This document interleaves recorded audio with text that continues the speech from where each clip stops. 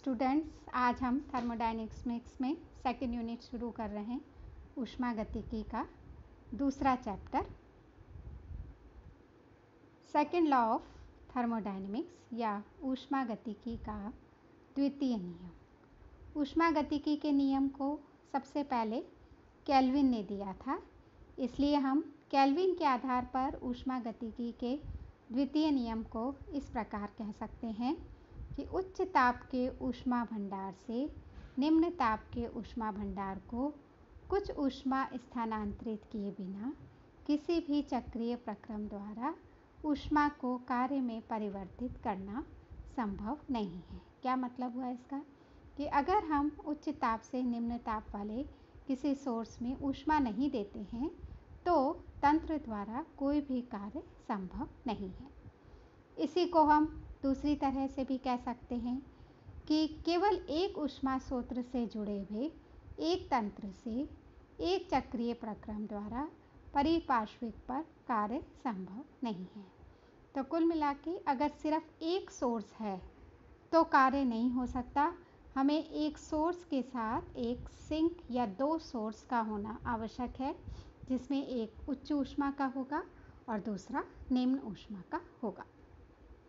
तीसरे रूप में हम द्वितीय नियम को कैसे परिभाषित कर सकते हैं कि एक तंत्र के किसी भाग अथवा परिपार्श्विक में परिवर्तन किए बिना ऊष्मा को हम कार्य में परिवर्तित नहीं कर सकते। मतलब तंत्र या परिपार्श्विक में जब तक कोई ना कोई परिवर्तन नहीं हो जाता तब तक कार्य नहीं होगा।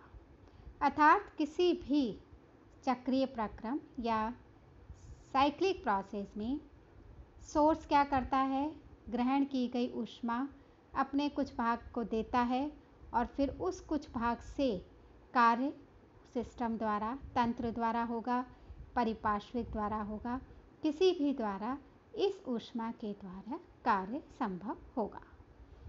क्लैसियस ने रेफ्रिजरेटर के, देखो एक सोर्स होता है जो उच्च ताप का होता है, एक इसी को हम रेफ्रिजरेटर लेते हैं जो कम ताप में होता है, के सिद्धांत पर भी ऊष्मागतिकी का द्वितीय नियम दिया। उन्होंने क्या कहा, किसी भी स्वतः क्रियाशील मशीन के लिए जिसे किसी अन्य बाह्य स्रोत की सहायता प्राप्त नहीं हो, निम्न ताप वाली वस्तु से ऊष्मा लेकर अपेक्षाकृत गर्म वस्तु को प्रदान करना संभव नहीं है। मतलब किसी भी स्थिति में निम्न ताप वाले सोर्स से उच्च ताप वाले सोर्स को हम ऊष्मा नहीं दे सकते, उल्टी स्थिति पॉसिबल नहीं है। या ऊष्मा अपने आप निम्न ताप की वस्तु से उच्च ताप की वस्तु की ओर कभी भी प्रवाहित नहीं होती है। कार्नोट साइकिल ये बहुत इम्पॉर्टेंट है और हम बहुत तरह के कार्नोट साइकिल या कार्नोट इंजन इस चैप्टर में पढ़ेंगे। कार्नोट साइकिल क्या है? ऐसा चक्र है जिसमें कोई तंत्र कुछ उत्क्रमणीय प्रक्रम यानी रिवर्सिबल प्रोसेस से गुजरते हुए वापस अपनी मूल अवस्था में आ जाता है। और यह सिद्धांत चूँकि सबसे पहले फ्रांसीसी वैज्ञानिक कार्नो ने दिया था, इसीलिए इसके आधार पर ही इसका नाम कार्नोट साइकिल रखा गया। और अगर ऊष्मा को यांत्रिक कार्य में बदला जाता है तो हम उसे क्या कहते हैं, ऊष्मा इंजन भी कह सकते हैं, हीट इंजन। कार्नोट ने सिद्ध किया कि अगर हम आदर्श अवस्थाएं लेते हैं, बहुत आइडियल कंडीशंस ली गई हैं, तो में भी ऊष्मा का एक निश्चित प्रतिशत ही कार्य में परिवर्तित होता है। मतलब पूरी की पूरी ऊष्मा कार्य में परिवर्तित नहीं हो सकती। वास्तविक ऊष्मा इंजन पूर्ण उत्क्रमणीय नहीं होते। आइडियल कंडीशंस में लेते हैं तो हम पूर्ण उत्क्रमणीय मानते हैं, पर जो वास्तविक अवस्था है उसमें ऊष्मा इंजन पूर्ण उत्क्रमणीय नहीं होते, क्योंकि क्या हो रहा है, फिक्शन या घर्षण होता है, कोई ना कोई मूवमेंट होता है, कुछ रेडिएशंस बाहर निकल जाती हैं, तो इससे भी ऊष्मा की हानि होती है, जिसको हम तंत्र के साथ नहीं रोक सकते हैं। ऊष्मा के अधिकांश अंश को कार्य में परिवर्तित करने के लिए कार्नो ने एक चक्रीय प्रक्रम का वर्णन किया, आगे एक साइकिल ऐसा बनाया और उसको हम क्या कहते हैं, कार्नोट का आदर्श इंजन। इसको समझने के लिए, कार्नोट साइकिल को समझने के लिए हम किस तरह का सिस्टम ले रहे हैं, एक गैसीय तंत्र ले रहे हैं और इस गैसीय तंत्र में चूंकि ये आदर्श है तो हमने कुछ कंडीशंस लगाई हैं कि ये भारहीन और घर्षणहीन पिस्टन युक्त सिलेंडर है, यानी ऐसा एक सिलेंडर है जिसके अंदर ऊपर जो पिस्टन लगी हुई है उसका कोई वेट नहीं है, वो वेटलेस है, उसमें कोई फ्रिक्शन नहीं है और उसके अंदर किस तरह की गैस भरी हुई है, एक आदर्श गैस भरी है और उसका भी हमने लिया है 1 मोल, यानी हमने पूर्णतः आदर्श परिस्थितियां ली हैं। यह एक तरह से एक काल्पनिक अवस्था है, तो हम ये भी कह सकते हैं कि यह एक काल्पनिक ऊष्मा इंजन है जो कि 2 ऊष्मा भंडार, 2 सोर्स लिए हैं, के बीच में कार्य करता है। एक का ताप, एक सोर्स का ताप T2 है और दूसरे का ताप T1 है। T2 is greater than T1, तो T2 सोर्स की तरह कार्य करेगा, ये उच्च ताप का है, और T1 सिंक की तरह कार्य करेगा, ये निम्न ताप का है। वह तंत्र ऊष्मा भंडार या ऊष्मा कुंड भी कहा जा सकता है, जिसको हम सिंक कह रहे हैं, जिसका ताप तंत्र के प्रत्येक भाग में, अब हमने एक क्या ले लिया है, थर्मोस्टेट ले लिया है और इस थर्मोस्टेट में ताप जो है वो सर्वत्र एक जैसा है। इस तंत्र में कुछ ऊष्मा लेने अथवा देने पर, अगर तंत्र द्वारा कुछ ऊष्मा ली जा रही है या दी जा रही है, तो पूरे ऊष्मा भंडार में ताप में कोई परिवर्तन नहीं होता। यदि ऊष्मा भंडार से ऊष्मा ले ली जाती है तो वह सोर्स का कार्य कर लेता है और अगर दी जाती है तो वो सिंक का कार्य कर देता है। तो इस तरह से हमने एक ऐसा ऊष्मा भंडार ले लिया है जिसमें थोड़े से ऊष्मा परिवर्तन के साथ ताप में कोई परिवर्तन नहीं होगा। अब जो हमारा कार्नोट चक्र है वो 4 पदों में पूर्ण होता है और तंत्र अपनी प्रारंभिक अवस्था में वापस लौट आता है। तो हम देखते हैं कि किस तरह से ये 4 पद हैं। ये देखिए आप डायग्राम में कि ये एक आदर्श कार्नोट साइकिल दिखाई दे रहा है और हमने बॉयस लॉ के अकॉर्डिंग दाब और आयतन के बीच में ग्राफ खींच लिया है। 2 ताप हमने लिए हैं, T2 is greater than T1। आयतन पहली अवस्था में जब तंत्र A अवस्था में है तो उस वक्त उसका आयतन V1 और दाब P1 है। पहली अवस्था में हम क्या करा रहे हैं, समतापी प्रसार कराएंगे और वो B में पहुंच जाएगा। दूसरे में हम रुद्धोष्म प्रसार कराएंगे, वो C अवस्था में पहुंचेगा और फिर C से हम D अवस्था में वापस समतापी संपीड़न कराएंगे और फिर D से वापस अपनी मूल अवस्था में पहुंचते वक्त तंत्र द्वारा रुद्धोष्म संपीड़न कार्य किया जाएगा। तो हम आगे वन बाय वन स्टेप पढ़ते हैं। देखो, सबसे पहला है समतापी प्रसार। समतापी प्रसार में तंत्र को हम किससे जोड़ रहे हैं, T2 ताप वाले सोर्स के संपर्क में रख दिया जाता है और यहाँ ऊष्मा कितनी अवशोषित हो रही है, Q2। गैस के द्वारा रिवर्सिबल सिस्टम है तो समतापी उत्क्रमणीय प्रसार कार्य होगा और आयतन में परिवर्तन V1 से V2 हो जाता है और तंत्र हमारा A बिंदु से B बिंदु पर आ जाता है। अब संपूर्ण ऊष्मा कार्य में परिवर्तित हो जाती है और ऊर्जा में कोई परिवर्तन, यानी आंतरिक ऊर्जा में कोई परिवर्तन नहीं हुआ। तो अब हम कह सकते हैं कि Q2 is equal to minus W1। देखो, ऊष्मा गतिकी के पहले नियम के अनुसार है delta is equal to Q plus W है, तो Q माइनस W, तो Q2 डेल्टा E को हमने 0 मान लिया है। Q2 हमारी ऊष्मा है तो किया गया कार्य माइनस W1 और उसके आधार पर आदर्श गैसों के लिए हमने वहाँ कैलकुलेट किया था, तो W1 किसके बराबर हो गया, minus RT2 ln V2 bye V1। ये हमारा पहला स्टेप हुआ जिसमें समतापी प्रसार कार्य हुआ। दूसरा स्टेप, अब बी बिंदु से शुरू हो रहे हैं और अब हम क्या करा रहे हैं, रुद्धोष्म या एडियाबैटिक एक्सपेंशन, तो रुद्धोष्म प्रसार हो रहा है।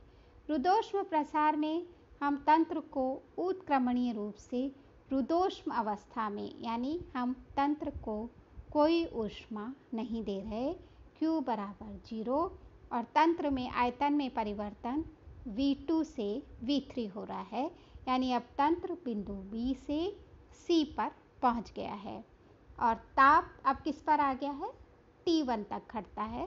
रुद्धोष्म प्रसार है, ऊष्मा नहीं दे रहे, आयतन में परिवर्तन हो रहा है, तो तंत्र से ही ऊष्मा ली जा रही है और ताप T2 से T1 आ गया। तो ऊष्मा गतिकी के पहले नियम के अनुसार डेल्टा E किसके बराबर है, Q प्लस वर्क डन, यानी W2, Q0 है, तो delta E is equals to W2। अब हम, चूँकि रुद्धोष्म प्रक्रम है, तो हम क्या लेंगे, निश्चित आयतन पर ऊष्माधारिता CV किसके बराबर है, del E upon del T at constant volume. तो डेल्टा E किसके बराबर हो जाएगी, CV T2 माइनस T1 या T1 माइनस T2, और W2 चूँकि डेल्टा E के बराबर है तो CV बराबर CV multiplied by T1 minus T2। अब C पॉइंट पर आने के बाद हम तंत्र को वापस विपरीत अवस्था में ले जा रहे हैं। तो पहला होगा तीसरे पद में समतापी संपीड़न, यानी दो प्रसार कार्य हुए, समतापी प्रसार, रुद्धोष्म प्रसार। अब चूंकि तंत्र को प्रसार हो गया है तो वापस विपरीत दिशा में चलकर समतापी संपीड़न करेंगे और गैस का समतापी संपीड़न करने पर आयतन कम हो जाता है V3 से V4, तंत्र पहुंच जाता है बिंदु C से D तक। चूँकि प्रक्रम उत्क्रमणीय है, समतापी है, ताप समान है, तो आंतरिक ऊर्जा में कोई परिवर्तन नहीं होता और डेल्टा E बराबर 0 हो जाता है, या Q1 बराबर क्या हो जाएगा, माइनस W3 या RT/ln। वॉल्यूम किस किस से चेंज हुए थे, V3 से V4, तो V4 बाय V3। तो ये हमारा किया गया कार्य होता है समतापी संपीड़न। अब चौथा लास्ट स्टेप, उसमें हम जा रहे हैं रुद्धोष्म संपीड़न में। अंतिम पद में गैस को हम रुद्धोष्म अवस्था में उत्क्रमणीय रूप से आयतन को V4 से V1 तक संपीड़ित कर रहे हैं, यानी तंत्र पुनः अपनी मूल अवस्था में तक संपीड़ित हो गया है और फिर संपीड़न हो रहा है तो ताप बढ़ गया T1 से T2। रुद्धोष्म प्रक्रम है, Q0 है, तो डेल्टा E बराबर W4 या डेल्टा E बराबर W4 बराबर CV T2 माइनस T1, या अगर हम इसको भी T1 माइनस T2 की फॉर्म में ही रखना चाहें तो W4 बराबर minus CV T1 minus T2। तो अब चारों स्टेप से होता हुआ हमारा सिस्टम वापस अपनी ओरिजिनल स्टेट में आ गया है और इस प्रकार एक पूरा साइकिल बन गया और इस साइकिल में किया गया कार्य W अलग अलग स्टेप में किए गए कार्य के टोटल योग या एडिशन के बराबर होगा। तो W बराबर W1 plus W2 plus W3 plus W4। W1 की वैल्यू रखी, W2 की, W3 की और W4 की, तो फॉर्मूला क्या आया, minus R2 ln V2 by V1, ये हमारा W1 है, plus CV T1 minus T2, ये हमारा W2 है, minus R T1 ln V4 by V3, ये W3 है, minus CV T1 minus T2, ये W4 है। तो अब हम देख सकते हैं कि जो W2 और W4 हैं वो सेम है, सिर्फ साइन अलग है, मतलब प्रसार और संपीड़न का मान एक जैसा है, सिर्फ ऋणात्मक है। तो ये दोनों कैंसिल हुए और सिस्टम में कितना हुआ, W बराबर माइनस RT2 ln V2/V1 जो है हमारा समतापी प्रसार, माइनस RT1 ln V4/V3 जो है हमारा समतापी संपीड़न। अब हम जब ऊष्मागतिकी का फर्स्ट यूनिट पढ़ रहे थे तो हमने रुद्धोष्म प्रक्रम के साथ कुछ रिलेशंस निकाले थे और उसी संबंधों में से एक रिलेशन हमने ताप और आयतन के बीच निकाला था। क्या निकाला था?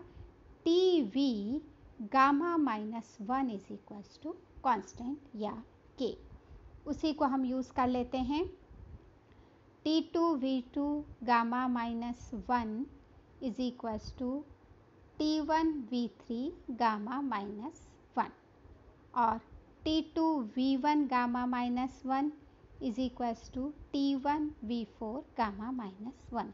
देखो वॉल्यूम चेंज हो रहा है V2 और V1 में और V3 और V4 में, और टेम्परेचर क्या चेंज हो रहा है? T2 और T1 में। तो एक बार हमने V2 और V3 लिया, दूसरी बार हमने V1 और V4 लिया है। तो दोनों इक्वेशंस को जब हम इक्वलाइज करते हैं तो V2/V1 किसके बराबर आ जाता है? V3/V4 के, और हम इसकी वैल्यू पुट कर देते हैं तो ये माइनस से साइन प्लस हो जाएगा और क्या आ जाएगा? Plus RT1 ln V2/V1। यह बहुत सिंपल एक रिलेशन आया, W is equals to minus RT2 minus T1 ln V2/V1। V2 क्या है? मैक्सिमम वॉल्यूम, और V1 क्या है? ओरिजिनल स्टेट में जो उसका आयतन है। तो अब पूरे साइकिल में वो तो हमारा वर्क डन निकला, किया गया कार्य, और अगर संपूर्ण चक्र में ऊष्मा का मान भी हमें निकालना है तो ऊष्मा Q है। Q किसके बराबर थी? दो हुए थे, एक रुद्धोष्म प्रसार हुआ था और एक रुद्धोष्म संपीड़न हुआ, तो Q2 प्लस Q1। Q2 है RT2 ln V2/V1 और Q1 है RT1 ln V4/V3, क्योंकि W बराबर क्या था? Q2 और W3 बराबर Q1। अब Q बराबर, तो हम दोनों को जोड़ देते हैं, Q1 और Q2 को हमने पहले वैल्यू पुट कर रखी है। V3/V4 बराबर V2/V1, तो उन सारी इक्वेशंस को रखते हैं तो Q भी किसके बराबर आ जाता है?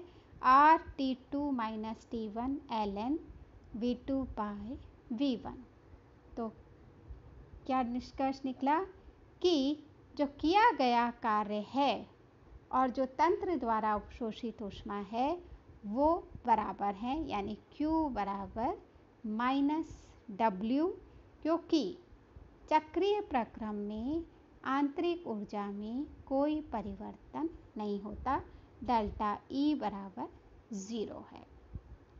अब अगर उच्च ताप पर T2 पर जो अवशोषित ऊष्मा वो Q2 है और अगर वो पूर्ण रूप से कार्य में परिवर्तित हो गई तो हम क्या लिख सकते हैं? W बराबर -RT2 minus T1 ln V2/V1, या Q2 बराबर, Q2 किसके बराबर है?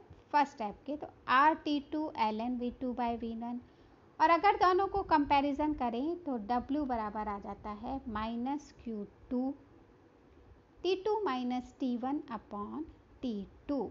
अब हम जानते हैं कि T2 minus T1 upon T2 is always less than 1, यानी इसका मान हमेशा 1 से कम होता है, इसलिए किया गया कार्य W भी Q2 से हमेशा कम होगा।